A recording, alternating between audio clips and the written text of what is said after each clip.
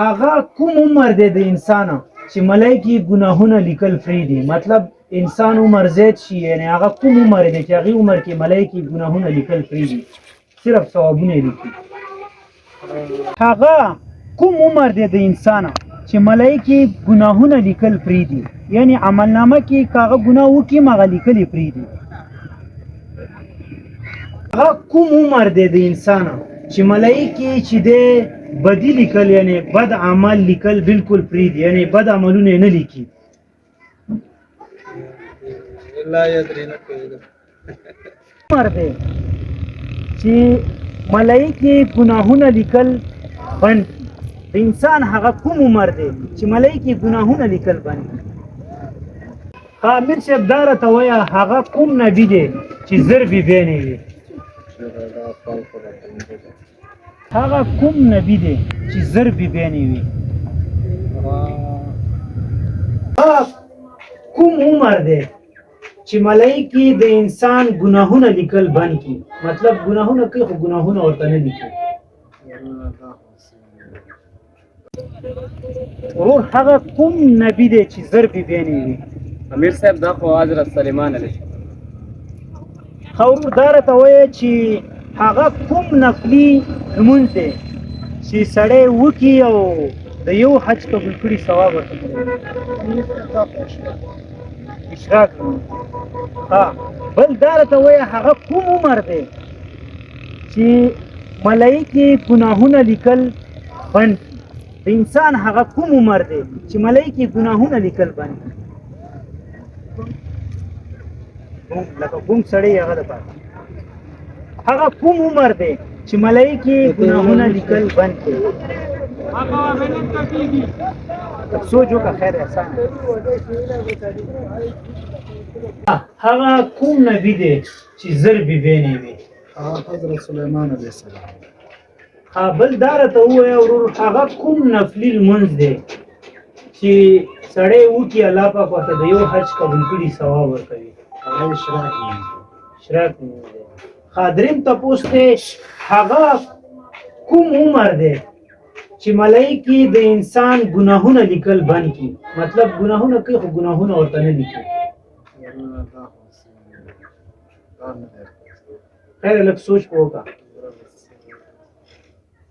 هغه کوم نبی دی چې زر بی بینې وي؟ سلیمان علیه السلام. هغه کوم نفلي لمونځ دی چې په کولو باندې الله پاک یو حج ثواب ورکوي؟ یو حج ثواب دا سبا اشراق. دریم سوال دی هغه کوم عمر دی د انسان چې ملایکی ګناهونه لیکل فری دي؟ 62. سوچ وکړه، اسانه دی، نږدې شوی. پهلوانه داره ته وایه چې هغه کوم نبی دی چې زر بی بینې وي؟ حضرت سلیمان علیه السلام.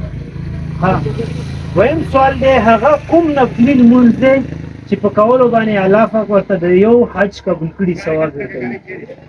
اشراق. دریم سوال دی کیدای شي یاد دی وي دا هم هغه کوم عمر دی د انسان چې ملایکی چې د بدی لیکل یعنی بد عمل لیکل بالکل فری دي، یعنی بد عملونه نه لیکي؟ لا یدری نه کوي. یعنی مطلب هغه عمر ته سړی ورسیږي که نه ملایکی به ګناهونه لیکل فری دي. لږ سوچ وکړه، اسانه وي. ورور هغه کوم نبی دی چې زر بی بینې وي؟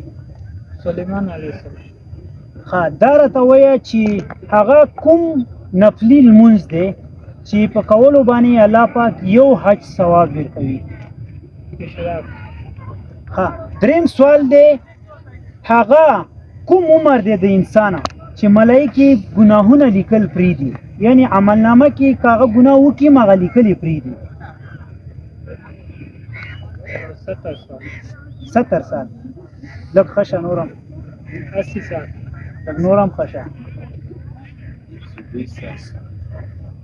دا عمر وي انسان ولا بل کوم عمر ته د پته شته دی چې انسان عملنامه په هغې کې بنده وي؟ یعنی چې سړی پیدا شي عملنامه یې بند وي داسې مطلب داسې کوم عمر شته دی دا 3 مراحل دي ماشومتوب ځواني بوډاوالی ښه ورور دا راته وایه چې هغه کوم نبي دی چې زر بیبیانې وي هغه سلیمان علیه السلام دویم سوال دی هغه کوم نفلی عبادت دی نفلی لمونځ دی هغه کوم نفلی لمونځ دی چې په کولو باندې انسان ته الله پاک د یو حج قبول کړي ثواب ورکوي هغه اشراق لمونځ دی د یو حج عبادت کوي ته ثواب ورکوي الله تعالی دریم سوال دی هغه کوم عمر دی د انسان چې ملایکی ګناهونه لیکل فری دي مطلب انسان عمر زیات شي یعنی هغه کوم عمر دی چې هغه عمر کې ملایکی ګناهونه لیکل فری دي صرف ثوابونه لیکي وایه هغه کوم نبی دی چې زر بیبیانې وي ښه دویم سوال دی هغه کوم نفلی عبادت دی چې الله پاک چې دی دویم سوال دی هغه کوم نفلی لمونځ دی چې الله پاک یې په کولو باندې انسان ته د یو حج ثواب ورکوي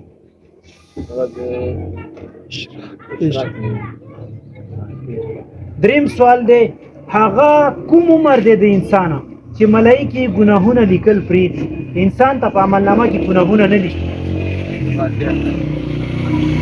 انسان 80 کاله عمر دی اخر حد ته ورسېږي ورور که دا راته وایي چې هغه کوم نبي دی چې زر بیبیانې وي جی دا حضرت سلیمان علیه السلام دا راته وایي چې هغه کوم نفلي لمونځ دی چې سړی ادا کړي یو حج کولو ثواب الله پاک ورکوي اشراق سحر اشراق ډېر معلومات لري مطلب دا راته وایي چې دریم تپوس دی چې هغه کوم عمر دی چې ملایکی د انسان چې دی هغه بد عمل ګناهونه لیکل بند کړي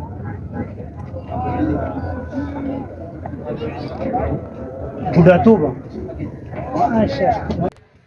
په مسند احمد کې حضرت انس بن مالک رضی الله تعالی عنہ روایت ده چې رسول الله صلی الله علیه وسلم فرمایلی دي چې ماشوم تراغي چې بلوغ ته نه وی رسیدلې د هغه نیک عمل د هغه پلار یا مور په عملنامه کې لیکل کیږي او بد عملی نه د پلار او نه هم د مور په عملنامه کې لیکل کیږي او کله چې بلوغ ته ورسیږي نو قلم د هغه لپاره جاری شي یعنی قران الکاتبین ته حکم وشي چې د نیک عمل او بد عمل ولیکي چې کله د اسلام په حالت کې یو مسلمان څلوېښت کالو ته ورسیږي نو الله تبارک وتعالى د جنون جزام او برس له بیماریونو محفوظ کړي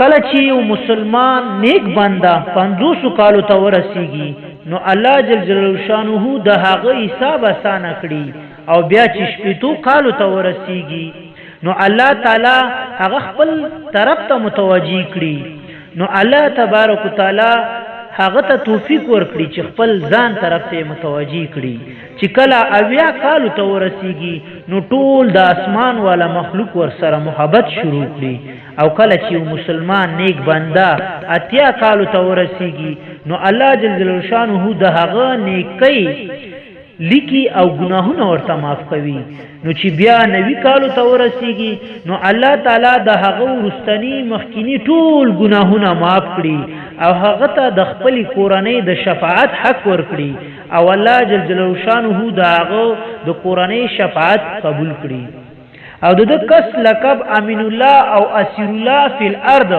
یعنی پزمکه کې کېدی جوړ شي یعنی الله تبارک وتعالى د تدایو لقب ورکړي دا ځکه چې دی عمر ته چې انسان ورسیږي نو عموما د انسان هغه قوت ختم شي نو په کوم شي کې ورته کوم لذت نه پاتې کیږي نو ځکه د کېدی غوندې ژوندۍ تیروي او چې کله ارذل العمر ته ورسیږي نو د هغه ټول هغه نیکیانی چې کومې د ځوانۍ په وخت کې کړې وي هغه د دا وخت عمر سره مساوي حساب کیږي ځکه چې دا مؤمن د ځوانۍ په وخت کې د الله بندگی کړې و د الله پاک بندگی په خو په کامل طور باندې ادا کړې و نو ځکه یې نیکیانی د دې وخت سره مساوي شي او که چیرته کومه ګناه ترې نه وشي نو هغه بیا نه لیکل کیږي یعنی زما دوستانو صغیره ګناهونه نه لیکل کیږي او که چیرته شرک یا نور وغیره کارونه وکي نو الله تبارک وتعالى دا غي حساب وسره کوي